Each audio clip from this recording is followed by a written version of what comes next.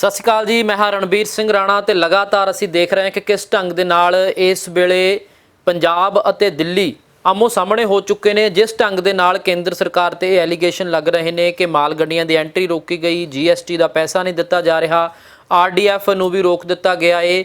ਇਹ ਸਾਰਾ ਕੁਝ ਇੱਕ ਸਮੇਂ ਤੇ ਹੋ ਰਿਹਾ ਏ ਕਿਉਂਕਿ ਪੰਜਾਬ ਦੇ ਵਿੱਚ ਇਸ ਵੇਲੇ ਖੇਤੀ ਕਾਨੂੰਨਾਂ ਨੂੰ ਰੱਦ ਕਰਵਾਉਣ ਲਈ ਅੰਦੋਲਨ ਚੱਲ ਰਿਹਾ ਹੈ ਜਾਂ ਇਸ ਦੇ ਪਿੱਛੇ ਕੋਈ ਹੋਰ ਮਨਸ਼ਾ ਹੈ, ਕੀ ਕਾਰਨ ਹੈ? क्योंकि लगातार कांग्रेस पार्टी की गल करिए, अकाली दल की गल करिए तो केंद्र सरकार ते निशाने साधे जा रहे हैं। इस विषय पर गलबात करने के लिए साडे नाल लुधियाना इंप्रूवमेंट ट्रस्ट के चेयरमैन रमन सुब्रामनियम जी मौजूद ने, पंजाब कांग्रेस के स्पोक्स परसन ने। रमन जी स्वागत है तुहाडा। शुक्रिया जी। रमन जी, जिस ढंग के नाल पिछले 20-25 दिनों तो असीं देख रहे हैं पंजाब दे विच खेती अंदोलन चल रहा है, खेती कानूनों ਨੂੰ ਰੱਦ ਕਰਵਾਉਣ ਦੇ ਲਈ ਦਿੱਲੀ ਦੇ ਵਿੱਚ ਕਿਸਾਨ ਜਥੇਬੰਦੀਆਂ ਦੀ ਮੀਟਿੰਗ ਹੁੰਦੀ ਹੈ। ਪਰ ਇੱਕ ਵੱਡਾ ਸਵਾਲ ਹੁੰਦਾ ਹੈ ਕਿ ਕਿਸਾਨ ਜਥੇਬੰਦੀਆਂ ਨੂੰ ਵਾਰ-ਵਾਰ ਕਿਹਾ ਜਾਂਦਾ ਹੈ ਕਿ ਮਾਲ ਗੱਡੀਆਂ ਨੂੰ ਰਾਹ ਦੇ ਦਿਓ, ਤੇ ਜਦੋਂ ਰਾਹ ਦੇ ਦਿੱਤਾ ਜਾਂਦਾ ਹੈ ਤਾਂ ਹੁਣ ਕੇਂਦਰ ਸਰਕਾਰ ਦੇ ਰੇਲਵੇ ਵਿਭਾਗ ਦੇ ਵੱਲੋਂ ਮਾਲ ਗੱਡੀਆਂ ਤੇ ਰੋਕ ਲਾ ਦਿੱਤੀ ਜਾਂਦੀ ਹੈ। ਦੇਖੋ, ਮੇਰੇ ਹਿਸਾਬ ਨਾਲ ਇਸ ਟਾਈਮ ਦਿੱਲੀ ਸਰਕਾਰ ਪੰਜਾਬ ਦੀ ਸਥਿਤੀ ਬਾਰੇ ਜੀ ਗੰਭੀਰ ਨਹੀਂ ਹੈ। ਸਾਰਾ ਪੰਜਾਬ ਇਸ ਟਾਈਮ ਇੱਕ ਪਾਸੇ ਹੈ ਤੇ ਕੇਂਦਰ ਸਰਕਾਰ ਇੱਕ ਪਾਸੇ। ਜਿਹੜੀ ਬੀਜੇਪੀ ਪੰਜਾਬ ਦੀ ਹੈ ਉਹ ਨਾਮਾਤਰ ਜੀ ਪਾਰਟੀ ਹੈ, ਉਹਦਾ ਕੋਈ ਗਰਾਊਂਡ ਤੇ ਆਧਾਰ ਨਹੀਂ ਹੈ ਔਰ ਖਾਸ ਕਰਕੇ ਮੈਨੂੰ ਲੱਗਦਾ ਪਿੰਡੂ ਖੇਤਰ ਨਾਲ ਤਾਂ ਉਹਨਾਂ ਦਾ ਬਿਲਕੁਲ ਵੀ ਕੋਈ ਰਾਹ ਵਾਸਤਾ ਵੀ ਨਹੀਂ। ਹੁਣ ਗੱਲ ਇਹ ਹੈ ਕਿ ਵੀ ਇਸ਼ੂ ਹੋ ਰਿਹਾ ਵਾ ਰੇਜ਼ ਜੀ। ਡੈਮੋਕ੍ਰੇਸੀ ਦੇ ਵਿੱਚ ਸਾਰਿਆਂ ਨਾਲੋਂ ਪਹਿਲਾ ਜਿਹੜਾ ਸਿਧਾਂਤ ਹੈ ਉਹ ਹੈਗਾ ਵਾ ਡਾਇਲੋਗ ਦਾ। ਜੇ ਸਾਡਾ ਡਿਸੈਂਟ ਜਾਂ ਡਿਫਰੈਂਸ ਆਫ ਓਪੀਨੀਅਨ ਹੈ, ਉਹਦਾ ਇੱਕੋ ਇੱਕ ਤਰੀਕਾ ਜਿਹੜਾ ਸਾਡੇ ਸੰਵਿਧਾਨ ਦੇ ਵਿੱਚ ਹੈ ਵੀ dialogue, dialogue and dialogue. Dialogue ਦੇ ਪਹਿਲੀ ਵਾਰੀ ਡਾਇਲੋਗ ਫੇਲ ਹੋ ਜਾਂਦਾ ਹੈ, ਦੂਜੀ ਵਾਰੀ, ਤੀਜੀ ਵਾਰੀ, ਪਰ ਅਸੀਂ ਉਸ ਹੋਪ ਨੂੰ ਜਿਹਨੂੰ ਕਹੀਏ ਨਾ, ਪੱਥਰ ਉੱਤੇ ਜਿਵੇਂ ਪਾਣੀ ਆਪਣੀ ਛਾਪ ਛੱਡਦਾ ਵਾ, ਉਸੇ ਤਰ੍ਹਾਂ ਡੈਮੋਕ੍ਰੇਸੀ 'ਚ ਡਾਇਲੋਗ ਦਾ ਮਹੱਤਵ ਹੈ। ਟੇਬਲ ਟਾਕ ਜ਼ਰੂਰੀ ਹੈ। ਬਿਲਕੁਲ। ਸਾਰਥਕ ਨਤੀਜੇ ਉਹਦੇ 'ਚ ਨਿਕਲਦੇ ਆ, ਗੱਲਾਂ ਵਿੱਚੋਂ ਹੀ ਗੱਲ ਨਿਕਲੇਗੀ ਤਾਂ ਹੀ ਗੱਲ ਸਮਝ ਆਏਗੀ। ਪਰ ਗਏ ਸੀ ਕਿਸਾਨ ਉੱਥੇ, ਤੁਸੀਂ ਦੇਖਿਆ ਹੀ ਹੈ ਨਾ, ਵਾਪਸ ਆਏ ਨੇ। ਮੈਂ ਇਹੀ ਗੱਲ ਤੇ ਆਣਾ ਚਾਹੁੰਦਾ ਮੈਂ ਕਿ ਉਹਨਾਂ ਦਾ ਜਿਹੜਾ ਵਤੀਰਾ ਸੀਗਾ, ਉਹ ਸਾਡੀ ਜਿਹੜੀ ਪੰਜਾਬ ਦੇ ਲੋਕ ਹੈਗੇ, ਇੱਕ ਸਾਡੀ ਵੱਖਰੀ ਪਹਿਚਾਣ ਹੈ, ਅਸੀਂ ਵੱਖਰੀ ਅਣਖ ਰੱਖਦੇ ਹਾਂ। ਅਸੀਂ ਜਿਹੜੇ ਵਾ ਪਿਆਰ ਦੇ ਮਾਰੇ ਹੈ, ਪਿਆਰ ਦੇ ਭੁੱਖੇ ਹੋਏ ਲੋਕ ਹੈਗੇ ਆ, ਜਿਹੜੇ ਸਾਡੇ ਇੱਜ਼ਤ ਮਾਨ ਨਹੀਂ ਮਿਲਦਾ ਤੇ ਸਾਨੂੰ ਅਸੀਂ ਗੱਲ ਕਰਨ। ਉਹਨਾਂ ਨੇ ਪਹਿਲੇ ਸੱਠ ਹੀ ਆਪਣਾ ਜਿਹੜਾ ਉਹ ਟਰਸਟ ਡੈਫਿਸਿਟ ਜਿਹੜਾ ਪਹਿਲਾਂ ਚੱਲ ਰਿਹਾ ਸੀਗਾ, ਪਹਿਲਾਂ ਤਾਂ ਤੁਸੀਂ ਇਸ ਏਡੇ ਵੱਡੇ ਕਾਨੂੰਨ ਲੈ ਕੇ ਆ ਗਏ, ਕਿਸਾਨਾਂ ਨੂੰ ਤੁਸੀਂ ਇਨਵੋਲਵ ਨਹੀਂ ਕੀਤਾ। ਆਰਡੀਨੈਂਸ ਜਿਸ ਤਰ੍ਹਾਂ ਪਾਸ ਹੋਏ ਹੈਗੇ ਆ, ਬਿੱਲ ਬਣੇ ਆ, ਉਹਦੇ ਵਿੱਚ ਵੀ ਦੇਖੋ ਸਾਰੀ ਪਾਰਲੀਮੈਂਟ ਖੜੀ ਹੋ ਗਈ।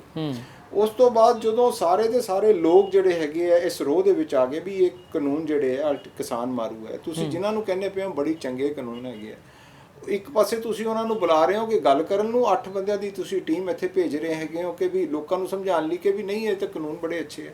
ਫਿਰ ਉਸ ਤੋਂ ਬਾਅਦ ਸਾਰੇ ਭੜਕਾਊ ਬਿਆਨ, ਚਾਹੇ ਇਹਨਾਂ ਦੇ ਜਨਰਲ ਸੈਕਟਰੀ ਦਾ ਕਿਸੇ ਦਾ ਹੋਵੇ, ਚਾਹੇ ਇਹਨਾਂ ਦੇ ਲੀਡਰ ਦਾ ਹੋਵੇ, ਕਿ ਵੀ ਤੁਹਾਨੂੰ ਗੱਲ ਨਹੀਂ ਸਮਝ ਆ ਰਹੀ, ਜਾਂ ਤੁਹਾਨੂੰ ਸਟ੍ਰੈਚਰਾਂ ਤੇ ਭੇਜ ਦਿਆਂਗੇ, ਜਾਂ ਤੁਹਾਨੂੰ ਦਲਾਲ ਤਿੱਕਰ ਜਿਹੜਾ ਇਹਨਾਂ ਦਾ ਨੱਡਾ ਸਾਹਿਬ ਨੇ ਕਹਿ ਦਿੱਤਾ ਵਾ। ਮਤਲਬ ਜ਼ਖਮਾਂ ਉੱਤੇ ਨੂਨ ਛਿੜਕਣ ਦੀ ਕੋਸ਼ਿਸ਼ ਹੋ ਰਹੀ ਹੈ। ਔਰ ਮਾਲ ਗੱਡੀਆਂ ਬੰਦ ਕਰਨ ਦਾ ਕਿਸਾਨ ਕਹਿ ਰਹੇ ਕਿ ਅਸੀਂ ਤਾਂ ਬੈਠੇ ਹੀ ਨਹੀਂ ਹੈਗੇ।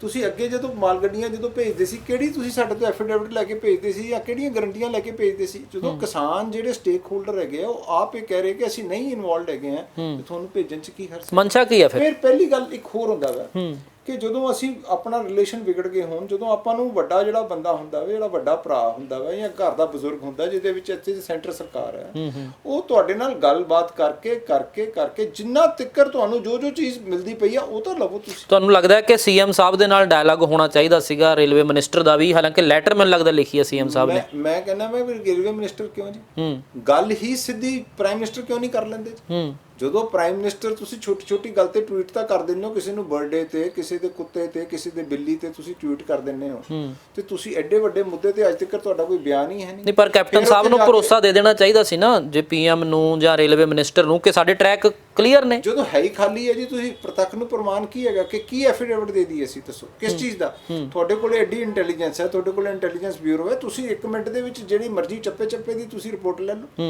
ਜੇ ਤੁਹਾਨੂੰ ਲੱਗਦਾ ਵਾ ਵੀ ਕੋਈ ਕਿਤੇ ਹੈਗੀ ਆ, ਉਹ ਸਾਨੂੰ ਸਾਨੂੰ ਦੱਸਣ। ਔਰ ਮੇਰੀ ਇੱਕ ਗੱਲ, Punjab is very dense state ਹੈਗੀ ਆ, ਕੋਈ ਇੰਨਾ ਨਹੀਂ।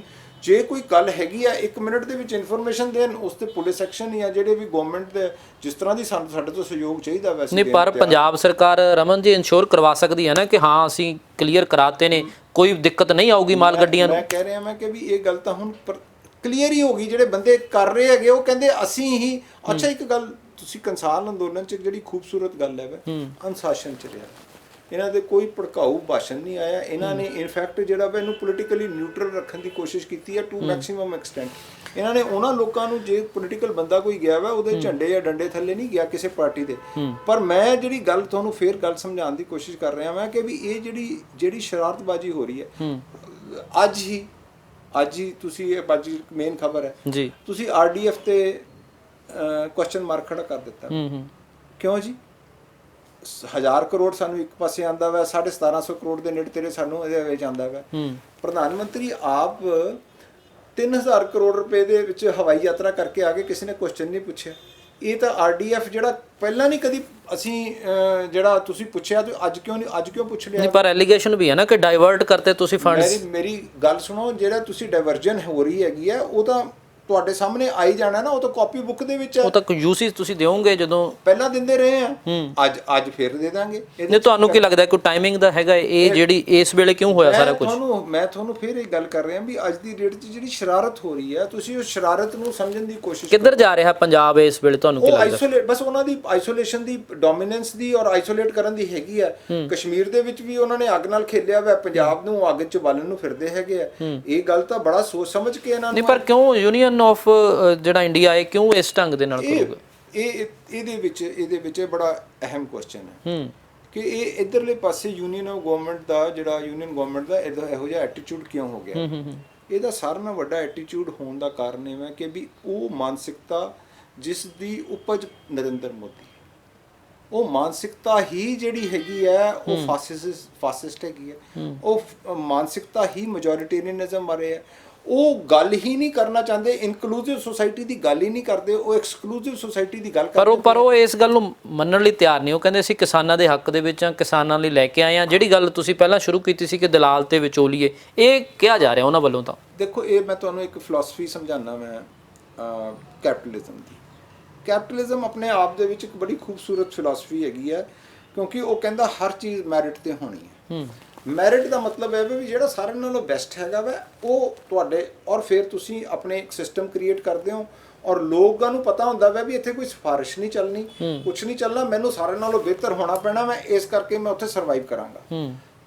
ਅਨਫੋਰਚੂਨੇਟ ਗੱਲ ਕੀ ਹੈ ਕਿ ਇਹਨਾਂ ਨੇ ਉਸ ਕੈਪੀਟਲਿਜ਼ਮ ਦੀ ਜਿਹੜੀ ਫਿਲਾਸਫੀ ਤਾਂ ਅਡਾਪਟ ਕਰ ਲਈ ਹੈ, ਪਰ ਇਹਦੇ ਵਿੱਚ ਕਰੋਨੀ ਕੈਪੀਟਲਿਜ਼ਮ ਨੂੰ ਵਾੜ ਦਿੱਤਾ ਗਿਆ। ਉਹਦੇ ਵਿੱਚ ਹੈ ਵੀ ਮੇਰਾ ਜਿਹੜਾ ਦੋਸਤ ਹੈ ਉਹਦੇ ਲਈ ਕੁਝ ਹੋਰ ਪਾਲਿਸੀ ਤੇ ਜਿਹੜੇ ਹੋਰ ਲੋਕ ਆ ਉਹਨਾਂ ਲਈ ਹੋਰ ਪਾਲਿਸੀ। ਇਹ ਹੁਣ ਐਡਾ ਵੱਡਾ ਇਹ ਜਿਹੜਾ ਤਾਣਾ ਬਾਣਾ ਹੈਗਾ ਵਾ, ਇਹਨਾਂ ਨੂੰ ਲੱਗਦਾ ਪਿਆ ਵਾ ਵੀ ਜਿਹੜਾ ਇਹ ਕ੍ਰਾਈਸਿਸ ਪੀਰੀਅਡ ਆਇਆ ਕਰੋਨਾ ਦੇ ਵਿੱਚ ਜਦੋਂ 24% ਦੇ ਨੇੜੇ ਤੇੜੇ ਆਪਣੀ GDP ਸ਼ਰਿੰਕ ਕੀਤੀ ਔਰ ਆਉਣ ਵਾਲੇ ਟਾਈਮ ਦੇ ਵਿੱਚ ਵੀ ਨੈਗੇਟਿਵ ਜਾਣ ਦੀ ਸੰਭਾਵਨਾ ਹੈਗੀ ਆ।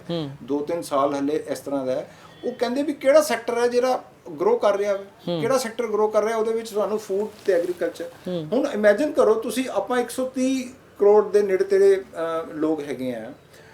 ਇੱਕ ਥਾਲੀ ਦੀ ਜੇ 10 ਰੁਪਏ ਨਾਲ ਵੀ ਕੀਮਤ ਤੁਸੀਂ ਵਧਾ ਲਿਓ ਇੱਕ ਟਾਈਮ ਤੇ, ਇੱਕ ਸੈਕਿੰਡ ਮੈਂ ਬੜੀ ਹੰਬਲ ਜੀ ਗੱਲ ਕਰਦਾ, ਮੈਂ ਜਿਹੜੀ ਛੋਟੀ ਜੀ, ਕਿੰਨੇ ਸੌ ਕਰੋੜ ਤੁਸੀਂ ਬਿਲਕੁਲ 130 ਕਰੋੜ ਦੇ ਨਾਲ ਫਿਰ 10 ਮਲਟੀਪਲਾਈ ਕਿੱਥੇ ਜਾਂਦੀ ਗੱਲ?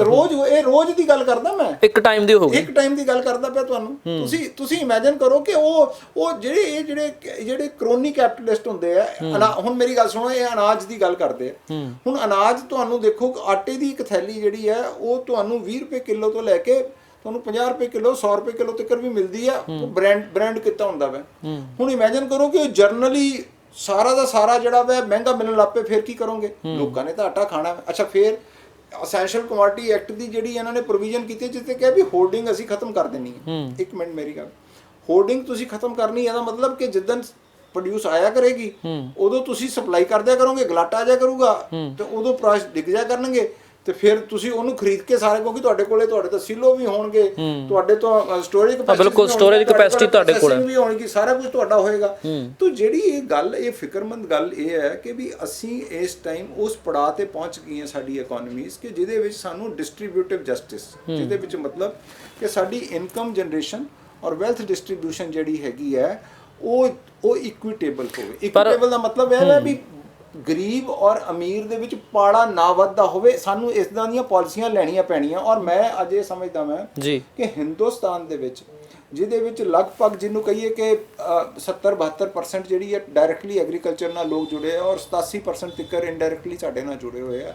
ਐਗਰੀਕਲਚਰ ਇੱਕ ਸਾਡਾ ਜਿਹਨੂੰ ਕਹੀਏ ਕਿ ਨਾ ਇੱਕ ਸਿਸਟਮ ਹੈ ਜਿਹਦੇ ਵਿੱਚ ਅਸੀਂ ਲੋਕਾਂ ਨੂੰ ਲਾਈਵਲੀਹੁੱਡ, ਐਸ਼ੋਰਡ ਲਾਈਵਲੀਹੁੱਡ ਦੇ ਸਕਦੇ। ਠੀਕ ਹੈ ਰਮਨ ਜੀ, ਇੱਕ ਸਵਾਲ ਹੈ। ਅੱਜ ਹੀ ਕੇਰਲ ਦੇ ਵੱਲੋਂ MSP ਤੈਅ ਕੀਤੀ ਗਈ ਹੈ ਬਹੁਤ ਸਾਰੀਆਂ ਚੀਜ਼ਾਂ ਤੇ, ਟਮਾਟਰ ਤੋਂ ਲੈ ਕੇ ਕੇਲੇ ਤੋਂ ਲੈ ਕੇ। ਤਾਂ ਪਿਛਲੇ ਦਿਨਾਂ ਦੇ ਵਿੱਚ ਇਹ ਵੀ ਕਈ ਕਾਂਗਰਸ ਦੇ ਆਗੂ ਵੀ ਤੇ ਕਈ ਹੋਰ ਵਿਰੋਧੀ ਆਗੂ ਵੀ ਇਹ ਮੰਗ ਕਰਦੇ ਦਿਖੇ ਕਿ ਜਿਹੜੀ ਪ੍ਰੋਕਿਉਰਮੈਂਟ ਹੈ ਜਾਂ MSP ਹੈ ਉਹ ਪੰਜਾਬ ਸਰਕਾਰ ਇੰਸ਼ੋਰ ਕਰਵਾ ਦੇਵੇ। ਮੈਂ ਇਹ ਤੁਹਾਡੀ ਗੱਲ ਜਿਹੜੀ ਤੁਸੀਂ ਕੇਰਲ ਦੇ ਨਾਲ ਕੀਤੀ ਹੈ, ਦੇਖੋ ਇਹਨੂੰ ਆਪਾਂ ਨੂੰ ਸਮਝਣਾ ਪੈਣਾ ਮੈਂ ਵੀ ਇਹ ਐਸ਼ੋਰਡ MSP ਕਦੋਂ ਹੋ ਸਕਦੀ ਹੈ।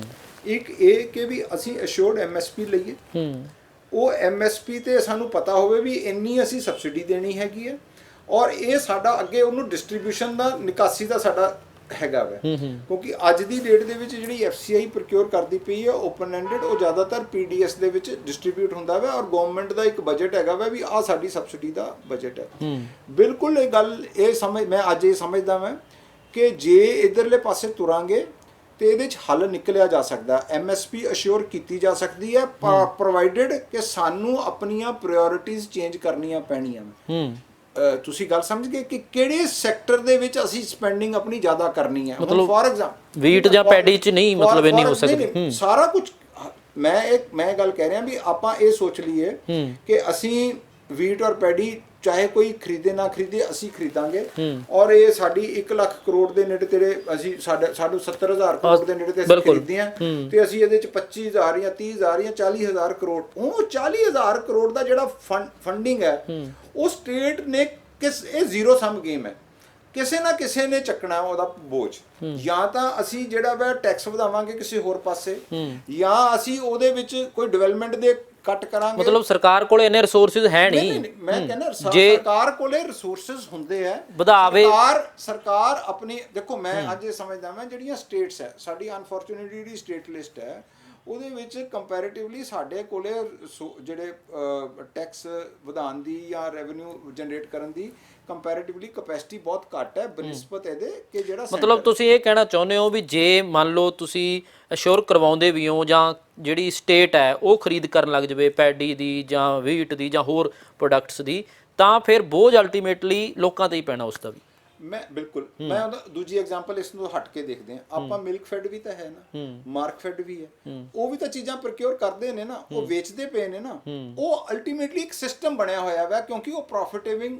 ਅਸੀਂ ਦੁੱਧ ਲੈਂਦੇ ਆ ਜਾਂ ਆਪਾਂ ਸਾਗ ਮੱਕੀ ਜਿਹੜੀ ਲੈਂਦੇ ਆ ਬਾਜ਼ਾਰੋਂ ਖਰੀਦਦੇ ਆ ਔਰ ਉਹਨਾਂ ਨੂੰ ਡਿਸਟ੍ਰੀਬਿਊਟ ਸਿਸਟਮ ਬਣਾਉਣ ਦੀ ਲੋੜ ਹੈਗੀ ਹੈ। ਕੀ ਸਟੇਟ ਆਪਣੇ ਤੌਰ ਤੇ ਨਿਰਯਾਤ ਕਰ ਸਕਦਾ ਕਿਸੇ ਢੰਗ ਦੇ ਨਾਲ?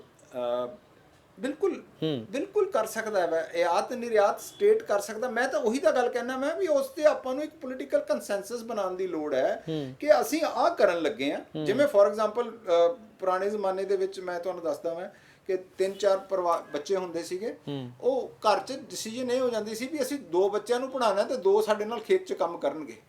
ਪਰ ਘਰ 'ਚ ਡਿਸੀਜਨ ਸੀਗੀ ਵੀ 2 ਬੰਦੇ ਤਾਂ ਖੇਤ ਤੇ ਕੰਮ ਕਰਨਗੇ ਤੇ ਜਿਹੜੇ 2 ਪੜ੍ਹ ਲੈਣਗੇ ਉਹ ਗਾਂ ਉਹਨਾਂ ਦੇ ਬੱਚਿਆਂ ਨੂੰ ਸਾਂਭਣਗੇ। ਤੁਸੀਂ ਸਿਸਟਮ ਬਣਾਉਣ ਦੀ ਕੁਵਤ ਰੱਖੋ, ਪੋਲੀਟੀਕਲ ਕੰਸੈਂਸਸ ਰੱਖੋ ਕਿ ਹਾਂ ਅਸੀਂ ਆਹ ਚੀਜ਼ ਤੇ ਸੈਕਰੀਫਾਈਸ ਕਰਨ ਨੂੰ ਤਿਆਰ ਹਾਂ। ਵੀ ਨਹੀਂ ਸਾਨੂੰ ਸੜਕਾਂ ਚਾਹੀਦੀਆਂ, ਵੀ ਨਹੀਂ ਸਾਨੂੰ ਅਸੀਂ ਬਿਜਲੀ ਜਿਹੜੀ ਆਪਾਂ ਮੁਫਤ ਲੈਂਦੇ ਆ, ਅਸੀਂ ਨਹੀਂ ਬਿਜਲੀ ਮੁਫਤ ਲਵਾਂਗੇ। ਮਤਲਬ ਮੇਰਾ ਤੁਹਾਨੂੰ ਕਹਿਣ ਦਾ ਮਤਲਬ ਕਿ ਉਹ ਰਿਸੋਰਸਿਸ ਨੂੰ ਤੁਹਾਨੂੰ ਆਇਡੈਂਟੀਫਾਈ ਕਰਨਾ ਪੈਣਾ ਹੈ ਵੀ ਇਹ ਰਿਸੋਰਸਿਸ ਨੂੰ ਅਸੀਂ ਕਿਸ ਤਰ੍ਹਾਂ ਯੂਜ਼ ਕਰਨਾ। ਪਰ ਵੱਖ-ਵੱਖ ਵਰਗ ਨੇ ਨਾ ਪੰਜਾਬ ਦੇ ਵਿੱਚ, ਇਕੱਲੇ ਕਿਸਾਨ ਵੀ ਨਹੀਂ ਹੈਗੇ, ਵਪਾਰੀ ਵੀ ਹੈ, ਕਾਰੋਬਾਰੀ ਵੀ ਹੈ, ਮੁਲਾਜ਼ਮ ਵਰਗ ਵੀ ਹੈ, ਗਰੀਬ ਵਰਗ ਵੀ ਹੈ। ਮੈਂ ਤੁਹਾਨੂੰ ਇੱਕ ਗੱਲ ਸਮਝਦਾ, ਜਿਹੜਾ ਮਰਜ਼ੀ ਵਰਗ ਹੋਵੇ ਉਹਨੇ ਰੋਟੀ ਖਾਣੀ। ਤਾਂ ਕਿਸਾਨ ਸਾਡੇ ਸਮਾਜ ਦੀ ਬੁਨਿਆਦ ਹੈ। ਜੇ ਅੱਜ ਦੀ ਡੇਟ ਦੇ ਵਿੱਚ ਹਿੰਦੁਸਤਾਨ ਪਾਕਿਸਤਾਨ ਨਹੀਂ ਬਣਿਆ ਉਹਦਾ ਬੜਾ ਵੱਡਾ ਕਾਰਨ ਸੀਗਾ ਕਿ ਇੱਥੇ ਕਦੀ ਫੂਡ ਰਾਈਟਸ ਨਹੀਂ ਹੋਏ। ਬਿਲਕੁਲ, ਕਿਉਂਕਿ ਕਰੋਨਾ ਕਾਲ ਦੇ ਦੌਰਾਨ ਵੀ ਆਪਣੀ ਇਕਨੋਮੀ ਸਹੀ ਰਹੀ ਹੈ ਇਹਦੇ ਕਰਕੇ। ਪਿਛਲੇ ਜਿਹੜੇ 50 ਸਾਲ ਅਸੀਂ ਜਿਹੜੇ ਗ੍ਰੀਨ ਰੈਵੋਲੂਸ਼ਨ ਦੇ ਦੇਖੇ ਆ, ਉਹ ਗ੍ਰੀਨ ਰੈਵੋਲੂਸ਼ਨ ਨੇ ਬਹੁਤ ਜ਼ਿਆਦਾ ਲੋਕਾਂ ਦੇ ਵਿੱਚ ਜਿਹੜਾ ਵਾ ਠੱਲ ਪਾਈ ਹੈਗੀ ਹੈ। ਅਸੀਂ ਅੱਜ ਦੀ ਡੇਟ 'ਚ ਜੇ ਕਿਤੇ ਫੂਡ ਰਾਈਟਸ ਹੋ ਜਾਣ, ਜਿਹੜੇ ਤੁਸੀਂ ਬਾਕੀ ਦੀ ਕੰਟਰੀਜ਼ 'ਚ ਦੇਖੋ ਜਿੱਥੇ ਫੂਡ ਰਾਈਟਸ ਹੁੰਦੇ ਆ, ਉੱਥੇ ਸਰਕਾਰਾਂ ਨਹੀਂ ਟਿਕਦੀਆਂ, ਉੱਥੇ ਡਿਕਟੇਟਰਸ਼ਿਪ ਆ ਜਾਂਦੀਆਂ, ਉੱਥੇ ਲੋਕਾਂ ਨੂੰ ਉੱਥੇ ਸ਼ੈਲਫਾਂ ਖਾਲੀ ਹੋ ਜਾਂਦੀਆਂ, ਲੋਕਾਂ ਨੂੰ ਰੋਟੀ ਤੋਂ ਬਚਾਉਣ ਲਈ ਗੋਲੀਆਂ ਮਾਰੀਆਂ ਜਾਂਦੀਆਂ, ਭੁੱਖਮਰੀ ਪੈਦਾ ਹੋ ਜਾਂਦੀ ਹੈ। ਮੈਂ ਬਿਲਕੁਲ ਵੱਡੀਆਂ ਰੈਵੋਲੂਸ਼ਨ, ਫ੍ਰੈਂਚ ਰੈਵੋਲੂਸ਼ਨ, ਇਹ ਭੁੱਖਮਰੀ ਦਾ ਨਤੀਜਾ ਸੀ। ਫਾਰਮਰਸ ਰੈਵੋਲੂਸ਼ਨ ਸੀਗੀ ਜਿਹਦੇ ਵਿੱਚ ਲੋਕਾਂ ਨੇ ਉਹਨਾਂ ਨੂੰ ਜਾ ਕੇ ਜਦੋਂ ਪੁੱਛਿਆ ਵੀ ਤੁਹਾਨੂੰ ਤਾਂ ਰੋਟੀ ਨਹੀਂ ਖਾਧੀ। ਨਹੀਂ ਰਮਨ ਜੀ, ਹੁਣ ਦੋ ਚੀਜ਼ਾਂ ਨੇ, ਇੱਕ ਤਾਂ ਸਟੇਟ ਗਵਰਨਮੈਂਟ ਹੈਗੀ ਹੈ, ਇੱਕ ਸੈਂਟਰ ਗਵਰਨਮੈਂਟ ਹੈ। ਸੈਂਟਰ ਗਵਰਨਮੈਂਟ ਇਸ ਵੇਲੇ ਮੰਨ ਨਹੀਂ ਰਹੀ ਹੈਗੀ ਇਸ ਢੰਗ ਦੇ ਨਾਲ ਕਿ ਜਿਹੜੇ ਇਹ ਖੇਤੀ ਬਿੱਲ ਹੈ, ਇਹ ਕਿਸੇ ਢੰਗ ਦੇ ਨਾਲ ਖੇਤੀ ਕਾਨੂੰਨ ਹੈ, ਇਹ ਵਾਪਸ ਹੋਣਗੇ। ਤਾਂ ਹੁਣ ਰਾਹ ਕੀ ਹੈ? ਇੱਕ ਤਾਂ ਸੰਘਰਸ਼ ਦਾ ਰਾਹ ਜਿਹੜਾ ਜਥੇਬੰਦੀਆਂ ਕਰ ਰਹੀਆਂ ਨੇ, ਜਿਹੜੀਆਂ ਪੋਲੀਟੀਕਲ ਪਾਰਟੀਆਂ ਮੰਗ ਕਰ ਰਹੀਆਂ ਨੇ, ਉਸ ਪਾਸੇ ਤਾਂ ਕਿਤੇ ਗੱਲ ਆ ਨਹੀਂ ਰਹੀ ਹੈਗੀ।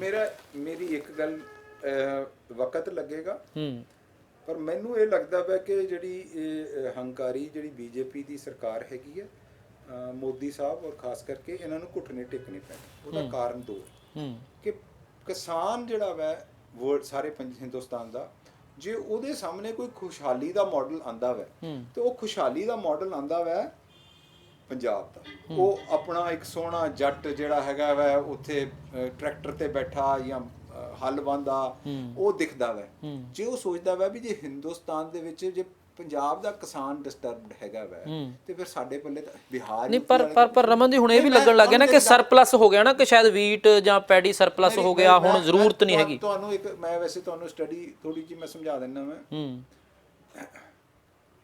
ਕਿ ਜੇ ਦੀ ਇਹ ਬੜਾ ਵੱਡਾ ਕੁਐਸਚਨ ਮਾਰਕ ਹੈ ਕਿ ਜੇ ਅਸੀਂ ਸੈਲਫ ਸਫੀਸ਼ੀਐਂਟ ਸਿਰਫ ਆਪਣੇ ਲਈ ਬਣਾਉਣਾ ਵਾ ਔਰ ਅਸੀਂ ਬਿਲਕੁਲ ਸੈਂਟਰਲ ਪੂਲ 'ਚ ਨਹੀਂ ਦੇਣਾ ਵਾ, ਸਾਡੇ ਸਾਲ 2 ਸਾਲ ਦੇ ਵਿੱਚ ਫੂਡ ਰਾਈਟਸ ਹੋ ਜਾਣਗੇ। ਸਾਡੇ ਕੋਲ ਪੀਡੀਐਸ ਤੇ ਤੁਸੀਂ ਮੇਰੀ ਗੱਲ ਸਮਝਣ ਦੀ ਕੋਸ਼ਿਸ਼ ਕਰੋ। ਅਸੀਂ ਬਹੁਤ ਜ਼ਿਆਦਾ ਫੂਡ ਗ੍ਰੇਨ ਜਿਹੜਾ ਵਾ ਇੰਟਰਨੈਸ਼ਨਲ ਮਾਰਕੀਟ 'ਚ ਜਦੋਂ ਭੇਜਦੇ ਆ, ਸਾਨੂੰ ਉੱਥੋਂ ਦੀ ਫੋਰਨ ਐਕਸਚੇਂਜ ਅਰਨ ਕਰਦੇ ਆ ਅਸੀਂ। ਸਾਨੂੰ ਫੂਡ ਸਿਕਿਉਰਿਟੀ ਜਿਹੜੀ ਹੈਗੀ ਹੈ ਉਹ ਫੂਡ ਪਰ ਸਾਲ 2 ਸਾਲ ਪੰਜਾਬ ਵੀ ਨਹੀਂ ਨਾ ਕੱਢ ਸਕਦਾ ਹੈਗਾ। ਬਿਲਕੁਲ ਕਿਸਾਨ ਇੱਕ ਫਸਲ ਘਰੇ ਰੱਖ ਸਕਦਾ, ਨਹੀਂ ਰੱਖ ਸਕਦਾ। ਮੈਂ ਬਿਲਕੁਲ ਇਹ ਗੱਲ ਤੁਹਾਡੀ ਮੰਨਦਾ, ਪਰ ਮੈਨੂੰ ਜੋ ਲੱਗਦਾ ਪਿਆ ਵਾ ਕਿ ਕਿਸਾਨ ਜਥੇਬੰਦੀਆਂ ਸਾਰੀਆਂ ਇਕੱਠੀਆਂ ਹੋ ਗਈਆਂ। 5 ਨਵੰਬਰ ਨੂੰ ਇਹਨਾਂ ਨੇ ਇੱਕ ਕਾਲ ਦਿੱਤੀ ਹੈਗੀ ਆ, ਫਿਰ ਉਸ ਤੋਂ ਬਾਅਦ 27-28 ਨਵੰਬਰ ਨੂੰ ਇਹਨਾਂ ਨੇ ਕਾਲ ਦਿੱਤੀ ਹੈਗੀ ਆ। ਔਰ ਮੈਨੂੰ ਲੱਗਦਾ ਵਾ ਵੀ ਜਿਸ ਤਰ੍ਹਾਂ ਇੱਕ ਜਿਹੜੇ ਪਿਛਲੇ 5-7 ਸਾਲਾਂ ਦੇ ਵਿੱਚ 10 ਸਾਲਾਂ ਦੇ ਵਿੱਚ ਕਿਸਾਨ ਚਾਹੇ ਤਾਮਿਲਨਾਡੂ ਦੇ ਆ ਕੇ ਉੱਥੇ ਚੂਹੇ ਖਾਦੇ ਉਹਨਾਂ ਨੇ, ਚਾਹੇ ਹੋਰ ਜਗ੍ਹਾ ਬਿਲਕੁਲ ਉਹਨਾਂ ਨੇ ਗਲਾਂ ਦੇ ਵਿੱਚ ਖੋਪੜੀਆਂ ਤੱਕ ਲਿਆ ਕੇ ਪਾਈਆਂ ਸਾਰੀਆਂ, ਉਹ ਸਾਰੇ ਸਾਡੇ ਇੱਕ ਕਾਜ਼ ਨਾਲ ਆਇਡੈਂਟੀਫਾਈ ਕਰ ਰਹੇ ਆ।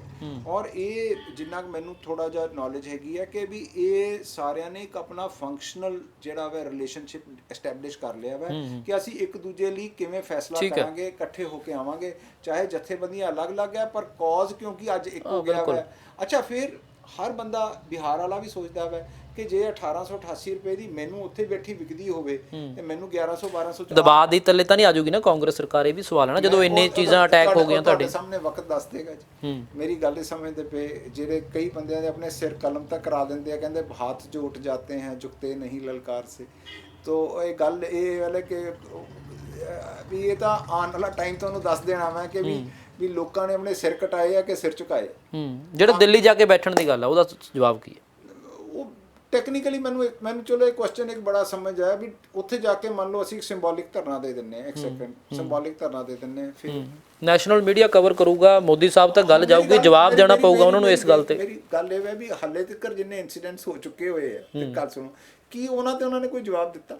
ਤਾਂ ਇਹ ਮੈਂ ਕਾਊਂਟਰ ਕੁਐਸਚਨ ਤੁਹਾਨੂੰ ਪੁੱਛਦਾ ਪਿਆ ਮੈਂ, ਉਹ ਜਵਾਬ ਦੇਣ ਦੇ ਮੂਡ 'ਚ ਹੀ ਨਹੀਂ। ਪਹਿਲੀ ਗੱਲ ਤਾਂ ਮੈਂ ਇੱਥੋਂ ਦੇ ਬੀਜੇਪੀ ਦੀ ਜਿਹੜੀ ਲੀਡਰਸ਼ਿਪ ਹੈ, ਜਿਹੋ ਜੀ ਬਚੀ ਖੁਚੀ ਮਾੜੀ ਚੰਗੀ ਜਿਹੋ ਜੀ ਵੀ ਲੀਡਰਸ਼ਿਪ ਹੈ, ਮੈਨੂੰ ਇਹ ਦੱਸੋ ਕਿ ਕੀ ਉਸ ਲੀਡਰਸ਼ਿਪ ਦੇ ਵਿੱਚ ਇੰਨੀ ਕਪੈਸਿਟੀ ਹੈਗੀ ਹੈ ਕਿ ਉਹ ਮੋਦੀ ਸਾਹਿਬ ਜਾਂ ਸ਼ਾਹ ਸਾਹਿਬ ਦੇ ਨਾਲ ਜਦੋਂ ਚਾਹਣ ਮਿਲ ਲੈਣ। ਨੰਬਰ 1, ਉਹ ਜਦੋਂ ਚਾਹਣ ਜੋ ਚੀਜ਼ ਚਾਹਣ। ਮੈਂ ਤਾਂ ਅੱਜ ਵੀ ਤੁਹਾਨੂੰ ਇਹ ਬੀਜੇਪੀ ਦਾ ਰੋਲ ਕੀ ਹੋਣਾ ਚਾਹੀਦਾ ਸੀ ਇਸ ਵੇਲੇ, ਪੰਜਾਬ ਬੀਜੇਪੀ ਦਾ ਖਾਸ ਕਰਕੇ? ਪਹਿਲੀ ਗੱਲ ਤਾਂ ਮੈਨੂੰ ਲੱਗਦਾ ਵੀ ਬੀਜੇਪੀ ਦੇ ਵਿਚਾਰਿਆਂ ਦੇ ਪੱਲੇ ਕੱਖ ਨਹੀਂ ਹੈਗਾ। ਮੈਂ ਮਤਲਬ ਉਹ ਉਸ ਲੈਵਲ ਦੇ ਉਹ ਲੀਡਰ ਹੀ ਨਹੀਂ। ਜੇ ਅੱਜ ਵੀ ਪੰਜਾਬ ਦੇ ਵਿੱਚ ਕੋਈ ਲੀਡਰ ਜਿਹੜਾ ਜਿਹਦੇ ਨਾਲ ਉਹਨਾਂ ਦੀ ਸਾਂਝ ਹੋਵੇ, ਪੋਲੀਟੀਕਲ ਸਾਂਝ ਹੋਵੇ, ਉਹ ਸਰਦਾਰ ਪ੍ਰਕਾਸ਼ ਸਿੰਘ ਬਾਦਲ ਨੇ। ਵੀ ਉਹ ਪ੍ਰਕਾਸ਼ ਸਿੰਘ ਬਾਦਲ ਅੱਜ ਦੀ ਡੇਟ 'ਚ ਵੀ ਚਾਹਣ ਤਾਂ ਮੋਦੀ ਨੂੰ ਜਦੋਂ ਮਰਜ਼ੀ ਜਾ ਕੇ ਮਿਲ ਸਕਦੇ ਆ। ਪਰ ਉਹਦਾ ਗੱਠਜੋੜ ਤੋੜ ਲਿਆ, ਟੁੱਟ ਗਿਆ, 9 ਮਾਸ ਦਾ ਰਿਸ਼ਤਾ ਟੁੱਟ ਗਿਆ। ਬਿਲਕੁਲ ਉਹਨਾਂ ਨੇ ਤੋੜ ਲਿਆ। ਪਰ ਮੈਂ ਤੁਹਾਨੂੰ ਜਿਹੜੀ ਇੱਕ ਗੱਲ ਦੱਸਣਾ ਚਾਹੁੰਦਾ ਵੀ ਸਟ੍ਰੈਚਰ ਹੈ ਉਹਨਾਂ ਦਾ। ਸਟ੍ਰੈਚਰ ਹੈ। ਬਾਕੀ ਇੱਥੋਂ ਦੇ ਜਿਹੜੇ ਜਿਹੜੇ ਇਹਨਾਂ ਦੇ ਲੀਡਰ ਇੱਥੇ ਤੁਰੇ ਫਿਰਦੇ, ਇਹ ਮੈਨੂੰ ਲੱਗਦਾ ਨਹੀਂ ਕਿ ਵੀ ਉਹ ਰੇਸ ਕੋਰਸ ਰੋਡ ਦੇ ਨਹੀਂ, ਤੁਹਾਨੂੰ ਉਮੀਦ ਆ ਵੀ ਜੇ ਪ੍ਰਕਾਸ਼ ਸਿੰਘ ਬਾਦਲ ਚੱਲ ਕੇ ਜਾਣ ਪ੍ਰਧਾਨ ਮੰਤਰੀ ਨਰਿੰਦਰ ਮੋਦੀ ਦੇ ਕੋਲ ਤਾਂ ਕੋਈ ਹੱਲ ਹੋ ਸਕਦਾ ਹੈ? ਮੈਂ ਇਸ ਗੱਲ ਬਾਰੇ ਇੱਕ ਓਪੀਨੀਅਨ ਦਾ ਰੱਖਦਾ ਮੈਂ ਕਿ ਅੱਜ ਦੀ ਡੇਟ ਦੇ ਵਿੱਚ ਇਹ ਮੁੱਦਾ ਨਹੀਂ ਹੈ ਕਿ ਕੌਣ ਕੀ ਜਾ ਰਿਹਾ। ਅੱਜ ਦੀ ਡੇਟ 'ਚ ਮੁੱਦਾ ਹੈ ਕਿ ਪੰਜਾਬ ਦੇ ਵਿੱਚ ਇੱਕ ਵਿਪਤਾ ਪਈ ਹੋਈ ਹੈ। ਪੰਜਾਬ ਔਰ ਕਿਸਾਨੀ ਨੂੰ ਤੁਸੀਂ ਬਚਾਉਣ ਦੀ ਲੋੜ ਹੈਗੀ ਹੈ।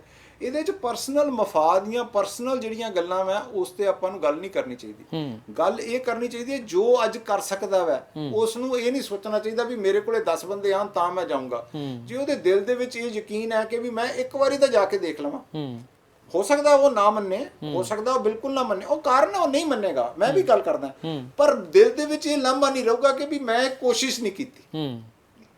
ਮੇਰੀ ਤੁਸੀਂ ਗੱਲ ਸਮਝਣ ਦੀ ਕੋਸ਼ਿਸ਼ ਕਰੋ। ਉਹ ਇਸ ਟਾਈਮ ਕਿਉਂਕਿ ਜਿਹੜੀ ਬੀਜੇਪੀ ਹੈਗੀ ਆ ਉਸ ਗ੍ਰਿਫਤ ਚ ਆ ਚੁੱਕੀ ਹੋਈ ਹੈ ਕਿ ਉਹ ਉਸ ਆਪਣੇ ਜਿਹੜੇ ਕਰੋਨੀ ਕੈਪੀਟਲਿਸਟ ਹੈਗੇ ਆ ਜਿਨ੍ਹਾਂ ਨੇ ਉਹਨਾਂ ਨੂੰ ਫਾਈਨਾਂਸ ਕਰਨਾ ਵਾ, ਉਹਨਾਂ ਦੇ ਇਲੈਕਸ਼ਨ ਫਾਈਨਾਂਸ ਕਰਨੇ ਆ, ਔਰ ਜਿਨ੍ਹਾਂ ਦੇ ਨਾਲ ਉਹ ਸਮਝਦੇ ਆ ਕਿ ਇਹਨਾਂ ਪੈਸਿਆਂ ਦੇ ਬਲਬੂਤੇ ਦੇ ਵਿੱਚ ਅਸੀਂ ਜਿਹੜਾ ਵਾ ਆਪਣੀ ਸੱਤਾ ਦਾ ਖੇਡ ਖੇਡਣਾ ਵਾ, ਉਹਨਾਂ ਦੇ ਮਫਾਦ ਨੂੰ ਉਹ ਅੱਜ ਦੀ ਡੇਟ 'ਚ ਇਗਨੋਰ ਨਹੀਂ ਕਰ ਸਕਦੇ। ਪਰ ਬਹੁਤ ਲੋਕ ਜਿਹੜੇ ਪੰਜਾਬ ਦੇ ਜਾਂ ਬੁੱਧੀਜੀਵੀ ਇਹ ਗੱਲ ਮੰਨਦੇ ਨੇ ਕਿ ਬਹੁਤ ਜਿਹੜੇ ਸ਼ਾਸਕ ਨੇ ਉਹ ਹੋ ਕੇ ਚਲੇ ਗਏ, ਬਹੁਤ ਸ਼ਾਸਕ ਆਏ, ਹਿਟਲਰ ਤੋਂ ਲੈ ਕੇ ਅਬਦਾਲੀ ਤੋਂ ਲੈ ਕੇ ਔਰੰਗਜ਼ੇਬ ਤੋਂ ਲੈ ਕੇ ਬਹੁਤ ਆਏ, ਤੇ ਇਸ ਵੇਲੇ ਕਿਉਂਕਿ ਪੰਜਾਬ ਭਾਰਤ ਦਾ ਹੀ ਹਿੱਸਾ ਹੈ ਤਾਂ ਕਿਹੋ ਜਿਹਾ ਵਰਤਾਅ ਜਿਹੜਾ ਇਹ ਭਾਰਤ ਦੀ ਸਰਕਾਰ ਵੱਲੋਂ ਪੰਜਾਬ ਨਾਲ ਹੋਣਾ ਚਾਹੀਦਾ? ਤੁਸੀਂ ਦੇਖੋ, ਗੱਲ ਇਹ ਹੈ ਕਿ ਇੱਕ ਗੱਲ ਮੈਂ ਅੱਜ ਵੀ ਆਪਣੇ ਫੇਸਬੁੱਕ ਤੇ ਲਿਖਿਆ ਸੀਗਾ ਕਿ ਇਹ ਜਿਹੜੀਆਂ ਪਾਵਰ ਜਾਂ ਪੋਜੀਸ਼ਨ ਹੁੰਦੀਆਂ ਨਾ, ਇਹ ਤੁਹਾਡਾ ਅਸਲ ਰੂਪ ਕੀ ਹੈ ਤੁਹਾਡੇ ਸਾਹਮਣੇ ਬਾਹਰ ਲੈ ਕੇ ਆ ਜਾਂਦੀਆਂ। ਕਿਉਂਕਿ ਇਹ ਤੁਹਾਨੂੰ, ਜੇ ਤਾਂ ਤੁਸੀਂ ਚੰਗੇ ਬੰਦੇ ਹੋ ਫਿਰ ਤੁਸੀਂ ਲੱਖੋਗੇ ਵੀ ਤੁਸੀਂ ਲੋਕਾਂ ਦੀ ਚੰਗਿਆਈ ਵਾਲੇ ਪਾਸੇ ਤੁਰੋਗੇ, ਤੁਸੀਂ ਭਲੇ ਵਾਲੇ ਕੰਮ ਕਰੋਗੇ, ਤੁਸੀਂ ਉਹ ਕਰੋਗੇ। ਕਿਉਂਕਿ ਜਿਹੜੀ ਪਾਵਰ ਐਂਡ ਅਥਾਰਟੀ ਹੁੰਦੀ ਆ ਆਪਣੇ ਆਪ ਦੇ ਵਿੱਚ ਬੜਾ ਜ਼ਬਰਦਸਤ ਸਰੂਰ ਪੈਦਾ ਕਰਦੀ ਹੈ। ਜਦੋਂ ਉਹਨੂੰ ਲੱਗਦਾ ਵਾ ਵੀ ਮੈਂ ਤਾਂ ਹਾਤਮ ਤਾਈ ਹਾਂ, ਕਹਿੰਦਾ ਉਹ ਇੱਕ ਬੜਾ मशहूर शेर है, कहता जो शख्स तुझसे पहले यहाँ तख्त नशी था उसको भी खुदा होने का तुझसा यकीन था। तो ये कई बारी बंदियां नूं भुलेखा पै जांदा भी मैं रब बन गया मैं, ते ਉਹ ਲੋਕੀ ਕੱਢ ਦਿੰਦੇ ਉਹਦਾ ਭੁਲੇਖਾ। ਡੈਮੋਕ੍ਰੇਸੀ ਦੇ ਵਿੱਚ ਅੱਛੀ ਗੱਲ ਤਾਂ ਇਹ ਹੈ ਕਿ ਵੀ ਆਪਣਾ ਇਲੈਕਟੋਰਲ ਡੈਮੋਕ੍ਰੇਸੀ ਬੜੀ ਸਟਰੋਂਗ ਹੋਈ ਹੈ। 70 ਸਾਲ ਦੇ ਵਿੱਚ ਲੋਕਾਂ ਨੂੰ ਇੱਕ ਗੱਲ ਤਾਂ ਅਸੀਂ ਸਿਖਾ ਦਿੱਤੀ ਹੈ ਨਾ ਕਿ ਵੋਟ ਕਿਵੇਂ ਕਰਨੀ ਹੈ, ਠੀਕ ਹੈ, ਵੋਟ ਦਾ ਅਧਿਕਾਰ ਕੀ ਹੈ। ਲੋਕਾਂ ਨੂੰ ਹਰ ਨੂੰ ਪਤਾ ਹੈ ਵੀ ਅੱਜ ਮੇਰੇ ਵੋਟ ਦਾ ਅਧਿਕਾਰ ਹੈ ਤੇ ਮੈਂ ਵਰਤਣਾ ਕਿਵੇਂ। ਠੀਕ ਹੈ ਰਮਨ ਜੀ, ਲਾਸਟ ਸਵਾਲ ਹੈ ਕਿ ਪੰਜਾਬ ਦੇ ਵਿੱਚ ਕਿਉਂਕਿ ਜਿਸ ਢੰਗ ਦੇ ਨਾਲ ਇਸ ਵੇਲੇ ਹੋ ਰਿਹਾ ਹੈ ਸਾਰਾ ਕੁਝ, ਕਿ ਅਰਾਜਕਤਾ ਨਾ ਫੈਲੇ, ਕਿਵੇਂ ਦਾ ਮਾਹੌਲ ਜਿਹੜਾ ਸ਼ਾਂਤ ਰਹੇ, ਕਿਉਂਕਿ ਖਦਸ਼ੇ ਨੇ ਬਹੁਤ ਸਾਰੇ ਜਿਹੜੇ। ਮੈਂ ਤੁਹਾਨੂੰ ਇਸ ਗੱਲ ਜਿਹੜਾ ਤੁਸੀਂ ਗੱਲ ਕਹੀ ਹੈ, ਪੰਜਾਬ ਦੇ ਵਿੱਚ ਸ਼ਰਾਰਤੀ ਅਨਸਰਾਂ ਦੀ ਕਮੀ ਕੋਈ ਨਹੀਂ ਹੈ, ਪਰ ਅਸੀਂ ਇਹ ਪਿਛਲੇ 20-30 ਸਾਲਾਂ ਦੇ ਵਿੱਚ ਜਿਹੜੇ ਖਾਸ ਕਰਕੇ ਟੈਰਰਿਜ਼ਮ ਦੇ ਫੇਸ ਤੋਂ ਬਾਅਦ ਹਰੇਕ ਸਰਕਾਰ ਨੇ ਇਹ ਕੋਸ਼ਿਸ਼ ਕੀਤੀ ਹੈ ਕਿ ਵੀ ਉਹਨਾਂ ਨੂੰ ਤਾਬ ਤੇ ਰੱਖਿਆ, ਉਹਨੂੰ ਕੰਟਰੋਲ ਕੀਤਾ ਜਾਵੇ। ਸਰਕਾਰ ਜਦੋਂ ਸਾਡੀ ਬਣੀ ਸੀ ਕਿ ਅਸੀਂ ਚਾਹੇ ਟੈਰਰਿਸਟ ਦੇ ਇਸ਼ੂ ਸੀਗੇ, ਅਸੀਂ ਉਹਨਾਂ ਨੂੰ ਸੋਲਵ ਕਰਕੇ ਉਹਨਾਂ ਨੂੰ ਨੈਪ ਕੀਤਾ। ਜਿਹੜੇ ਕੋਈ ਬਾਹਰ ਬੈਠੇ ਲੋਕ ਇੱਥੇ ਭੜਕਾ ਕਰਦੇ ਸੀ, ਅਸੀਂ ਉਹਨਾਂ ਦੇ ਅਗੇਂਸਟ ਕਾਰਵਾਈ ਕੀਤੀ। ਜਿਹੜਾ ਕੋਈ ਗੈਂਗਸਟਰ ਕਲਚਰ ਸੀਗੇ, ਜਿਹੜੇ ਵੱਡੇ ਵੱਡੇ ਗੈਂਗਸਟਰ ਸੀ, ਜਾਂ ਤਾਂ ਉਹ ਜੇਲ੍ਹ 'ਚ ਹੈ ਤੇ ਜਾਂ ਉਹਨਾਂ ਨੂੰ ਮਾਰ ਦਿੱਤਾ ਗਿਆ ਜਾਂ ਉਹ ਭੱਜੇ ਹੋਏ ਇੱਥੋਂ ਦੀ। ਪਰ ਜਦੋਂ ਉਹਨਾਂ ਨੂੰ ਇੱਕ ਫਰਟਾਈਲ ਗਰਾਊਂਡ ਮਿਲਦੀ ਹੈ, ਜਦੋਂ ਉਹਨਾਂ ਨੂੰ ਲੋਕਲ ਸਿੰਪਥੀ ਮਿਲਦੀ ਹੈ, ਜਦੋਂ ਆਪਾਂ ਕਹੀਏ ਵੀ ਵੱਤ ਆ ਜਾਂਦੀ ਹੈ, ਕਿ ਉਸ ਟਾਈਮ ਫਿਰ ਇਹੋ ਜਿਹੇ ਲੋਕ ਦੁਬਾਰਾ ਵਾਪਸ ਆ ਕੇ ਆਪਣੇ ਜਿਹੜੇ ਭੋਲੇ ਭਾਲੇ ਲੋਕਾਂ ਨੂੰ ਉਹ ਫੁਸਲਾ ਸਕਦੇ ਆ, ਉਹ ਭੋਲੇ ਭਾਲੇ ਲੋਕਾਂ ਨੂੰ ਵਰਤ ਸਕਦੇ ਆ। ਇਹ ਗੱਲ ਦਾ ਤਾਂ ਖਦਸ਼ਾ ਹਮੇਸ਼ਾ ਸਾਡੇ ਕੋਲੇ ਰਹਿੰਦਾ ਹੀ ਹੈਗਾ ਵਾ, ਔਰ ਸੀਐਮ ਸਾਹਿਬ ਇਸ ਦੇ ਬਾਰੇ ਬਹੁਤ ਜ਼ਿਆਦਾ ਪਾਰਟਿਕੂਲਰ ਹੈਗੇ ਜੀ। ਅੱਜ ਹੀ ਮੀਡੀਆ ਚੱਲਦਾ ਪਿਆ ਵਾ ਕਿ ਖਾਲਿਸਤਾਨ ਦਾ ਕੋਈ ਥ੍ਰੈਟ ਹੈਗਾ ਵਾ। ਬਿਲਕੁਲ, ਆਈਬੀ ਦਾ ਅਲਰਟ ਆਇਆ ਕਿ ਬਿਹਾਰ ਇਲੈਕਸ਼ਨ ਦੇ ਵਿੱਚ ਪ੍ਰਧਾਨ ਮੰਤਰੀ ਮੋਦੀ ਦੇ ਖਾਲਿਸਤਾਨੀ ਅਟੈਕ ਕਰ ਸਕਦੇ ਨੇ ਇਸ ਢੰਗ ਦਾ। ਪਰ ਇਹੀ ਤਾਂ ਮੈਂ ਗੱਲ ਕਹਿੰਦਾ ਵੀ ਇਸ ਗੱਲ ਇਹ ਗੱਲ ਪਰ ਮੈਨੂੰ ਤੁਸੀਂ ਪੰਜਾਬ ਨਾਲ ਫੇਰ ਜੋੜੀ ਜਾ ਰਹੀ ਹੈ ਗੱਲ। ਇੱਕ ਗੱਲ ਸਮਝਾਉਣ ਦੀ ਲੋੜ, ਫਿਰ ਮੈਂ ਤੁਹਾਨੂੰ ਕਹਿਣਾ ਪਿਆ ਮੈਂ ਇੱਕ ਗੱਲ ਕਿ ਮੋਦੀ ਸਾਹਿਬ ਤਾਂ ਪੰਜਾਬ ਦੇ ਇੰਚਾਰਜ ਵੀ ਰਹੇ ਨੇ ਐਜ਼ ਅ ਬੀਜੇਪੀ ਦੇ ਜਦੋਂ ਕਾਰਜਕਰਤਾ ਸੀਗੇ। ਉਹ ਤਾਂ ਪੰਜਾਬ ਦੇ ਇੱਥੇ ਹਰ ਚੀਜ਼ਾਂ ਦੇ ਵਾਕਫ ਵੀ ਰਹੇ ਨੇ। ਉਹ ਘੱਟੋ ਘੱਟ ਹੋਰ ਨਹੀਂ ਤਾਂ ਆਪਣੇ ਜਿਹੜੇ ਪੁਰਾਣੇ ਜਿਹੜੇ ਸਾਥੀ ਮਿੱਤਰ ਹੈ ਉਹਨਾਂ ਨੂੰ ਫੋਨ ਕਰਕੇ ਇਹ ਤਾਂ ਪੁੱਛ ਲੈਣ ਕਿ ਮੈਨੂੰ ਕੀ ਕਰਨਾ ਚਾਹੀਦਾ। ਕਿ ਜੇ ਪੰਜਾਬ ਔਰ ਹਰਿਆਣਾ ਦੇਖੋ, ਅੱਜ ਹਰਿਆਣੇ ਦੇ ਵਿੱਚ ਜਿਹੜੀ ਪੰਜਾਬ ਦੇ ਵਿੱਚ ਕਿਸਾਨ ਸ਼ਾਂਤਮਈ ਕਿਉਂ ਹੈ? ਕਿਉਂਕਿ ਅੱਜ ਦੀ ਡੇਟ ਸਰਕਾਰ ਉਹਨਾਂ ਨਾਲ ਸਿੰਪੈਥੈਟਿਕ ਹੈ ਪੰਜਾਬ ਦੀ। ਅਸੀਂ ਉਹਨਾਂ ਤੇ ਕੋਈ ਧੱਕਾ ਨਹੀਂ ਕਰਦੇ ਪਏ, ਅਸੀਂ ਉਹਨਾਂ ਨੂੰ ਸਮਝਾਉਂਦੇ ਪਏ ਹਾਂ ਕਿ ਸਾਡੀ ਮਦਦ ਕਰੋ।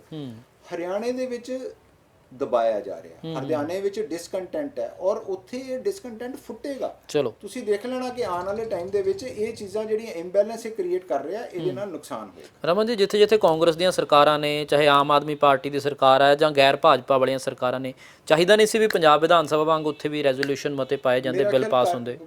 ਛੱਤੀਸਗੜ੍ਹ ਵਗੈਰਾ ਤਾਂ ਉਹਨਾਂ ਨੇ ਕਰ ਦਿੱਤਾ ਹੈਗਾ ਵਾ ਫਾਈਨਲ, ਤੇ ਰਾਜਸਥਾਨ ਨੇ ਵੀ ਕਹਿ ਦਿੱਤਾ ਵਾ। ਪੰਜਾਬ ਜਿਹੜੀਆਂ ਕਾਂਗਰਸ ਦੀਆਂ ਸਰਕਾਰਾਂ ਹੈਗੀਆਂ ਉਹ ਤਾਂ ਇਹਨਾਂ ਨੂੰ ਕਰ ਦੇਣਾ ਵਾ। ਦੇਖੋ, ਜਿੱਥੋਂ ਤੱਕ ਆਮ ਆਦਮੀ ਪਾਰਟੀ ਦੀ ਸਰਕਾਰ ਹੈਗੀ ਆ, ਉਹ ਹੈਗੀ ਹੈ ਕੇਜਰੀਵਾਲ ਸਾਹਿਬ ਦਾ ਸਾਡੇ ਪੰਜਾਬ ਨਾਲ ਕੋਈ ਇਮੋਸ਼ਨਲ ਕਨੈਕਟ ਨਹੀਂ ਹੈਗਾ। ਤੁਸੀਂ ਮੇਰੀ ਗੱਲ, ਉਹ ਇੱਕ ਐਕਸਪੈਰੀਮੈਂਟ ਕਰਦੇ ਆ ਇੱਥੇ ਨਹੀਂ, ਜਿਹੜੇ ਆਮ ਆਦਮੀ ਪਾਰਟੀ ਵਾਲੇ ਇੱਥੇ ਭਗਵੰਤ ਮਾਨ ਸਮੇਤ ਵੱਡੇ ਆਗੂ ਘੁੰਮਦੇ ਨੇ, ਕਹਿੰਦੇ ਨੇ ਕਿ ਅਸੀਂ ਕਿਸਾਨਾਂ ਦੇ ਨਾਲ। ਮੇਰੀ ਗੱਲ ਸੁਣੋ, ਸਰਕਾਰ ਉਹਨਾਂ ਦੀ ਪਾਰਟੀ ਦੇ ਆਗੂ ਹੈਗੇ ਆ ਤੇ ਉਹ ਉੱਥੇ ਜਾ ਕੇ ਕਰਾ ਲੈਣ। ਸਾਨੂੰ ਤਾਂ ਕੋਈ, ਅਸੀਂ ਤਾਂ ਵੈਲਕਮ ਕਰਾਂਗੇ, ਸਾਨੂੰ ਕੋਈ ਇਤਰਾਜ਼ ਨਹੀਂ ਹੈ, ਪਰ ਫੈਸਲਾ ਉਹਨਾਂ ਨੇ ਲੈਣਾ ਵਾ। ਮੈਂ ਪਰ ਤਾਂ ਵੀ ਗੱਲ ਸਮਝਾਉਣਾ ਪਿਆ ਮੈਂ ਵੀ, ਕਿਉਂਕਿ ਜਿਹੜੀ ਆਮ ਆਦਮੀ ਪਾਰਟੀ ਹੈਗੀ ਆ ਉਹ ਦੇ ਲੈਕ ਐਕਸਪੀਰੀਅੰਸ, ਉਹਨਾਂ ਨੂੰ ਸਮਝ ਕਈ ਚੀਜ਼ਾਂ ਦੀ ਨਹੀਂ ਹੈਗੀ ਹੈ। ਉਹ ਹਰ ਗੱਲ ਨੂੰ ਜਿਹੜੀ ਹੈਗੀ ਹੈ ਉਹਨੂੰ ਉਛਾਲਣ ਦੀ ਕੋਸ਼ਿਸ਼ ਕਰਦੇ ਹੈਗੇ ਆ, ਤੇ ਇਸ ਕਰਕੇ ਮੈਂ ਉਹਨਾਂ ਨੂੰ ਸੀਰੀਅਸਲੀ ਨਹੀਂ ਲੈਂਦਾ। ਔਰ ਮੈਂ ਬਿਲਕੁਲ ਇਸ ਗੱਲ ਦਾ ਯਕੀਨ ਹੈ ਮੈਨੂੰ ਕਿ ਵੀ 2022 ਦਾ ਜਿਹੜਾ ਇਲੈਕਸ਼ਨ ਹੋਏਗਾ ਉਹਦੇ ਵਿੱਚ ਆਮ ਆਦਮੀ ਪਾਰਟੀ ਤਾਂ ਬਿਲਕੁਲ ਹੀ ਨਿਪਟ ਜਾਏਗੀ। ਚਲੋ, ਬਹੁਤ ਧੰਨਵਾਦ ਰਮਨ ਸੁਬਰਾਮਨੀਅਮ ਜੀ ਸਮਾਂ ਦੇਣ ਦੇ ਲਈ। ਰਮਨ ਸੁਬਰਾਮਨੀਅਮ ਹੋਰਾਂ ਦੀ ਨਾਲ ਅਸੀਂ ਗੱਲਬਾਤ ਕੀਤੀ ਹੈ। ਬੇहद ਗੰਭੀਰ ਢੰਗ ਦੇ ਨਾਲ ਉਹਨਾਂ ਨੇ ਆਪਣੀ ਸਾਰੀ ਗੱਲ ਰੱਖੀ ਹੈ ਕਿ ਕਿਸ ਢੰਗ ਦੇ ਨਾਲ ਜਿਹੜੀਆਂ ਕੇਂਦਰ ਦੀਆਂ ਸਰਕਾਰਾਂ ਸੋਚ ਰਹੀਆਂ ਨੇ, ਕਿਸ ਢੰਗ ਨਾਲ ਪੰਜਾਬ ਦੀ ਸਰਕਾਰ ਇਸ ਵੇਲੇ ਕੰਮ ਕਰ ਰਹੀ ਹੈ, ਪੋਲੀਟੀਸ਼ੀਅਨ ਨੂੰ ਕੀ ਕਰਨਾ ਚਾਹੀਦਾ ਹੈ, ਪੰਜਾਬ ਦੇ ਲੋਕਾਂ ਨੂੰ ਕੀ ਕੁਝ ਕਰਨਾ ਚਾਹੀਦਾ ਹੈ। ਪਰ ਇੰਨਾ ਜ਼ਰੂਰ ਹੈ ਕਿ ਸੰਘਰਸ਼ ਹਾਲੇ ਲੰਬਾ ਏ। ਜਿੱਤ ਸੰਘਰਸ਼ 'ਚੋਂ ਮਿਲਣੀ ਹੈ, ਪਰ ਕਿੰਨਾ ਲੰਬਾ ਚੱਲਦਾ ਹੈ ਇਹ ਦੇਖਣਾ ਹੋਏਗਾ। ਪਰ ਕੇਂਦਰ ਦੀ ਸਰਕਾਰ ਨੂੰ ਜ਼ਰੂਰ ਇੱਕ ਵਾਰ ਟੇਬਲ ਟਾਕ ਦੇ ਡਾਇਲੌਗ ਦੇ ਜ਼ਰੀਏ ਗੱਲਬਾਤ ਜ਼ਰੂਰ ਵੱਖ-ਵੱਖ ਰਾਜਾਂ ਦੀ, ਖਾਸ ਕਰ ਪੰਜਾਬ ਦੀ ਸੁਣਨੀ ਚਾਹੀਦੀ ਹੈ। ਫਿਲਹਾਲ ਕੈਮਰਾਮੈਨ ਦਰਸ਼ਨ ਦਰਸ਼ੀ ਦੇ ਨਾਲ ਰਣਬੀਰ ਸਿੰਘ ਰਾਣਾ।